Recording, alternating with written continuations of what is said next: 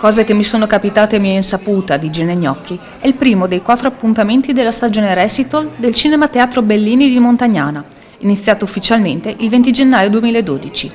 1 ora e mezza di spettacolo in cui il comico parmense ha rielaborato in chiave sarcastica e surreale le vicende di un uomo comune, tirando in ballo storie d'attualità senza dimenticare un piccolo tributo alla città che l'ha ospitato.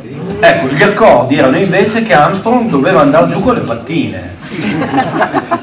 Il prossimo appuntamento teatrale è per il 17 febbraio con Oblivion Show 2.0, il sussidiario di Joelle Dix, con gli Oblivion, in uno spettacolo in cui la musica è la protagonista nelle sue diverse forme. Si passa poi al 3 marzo con la conosciutissima Lella Costa nel suo Ragazze, per chiudere il 16 marzo con Mr. Forest Show, direttamente da Mai Dire Gol e Zelig. Anche quest'anno il Cinema Teatro Bellini ha calato un poker d'artisti non da poco.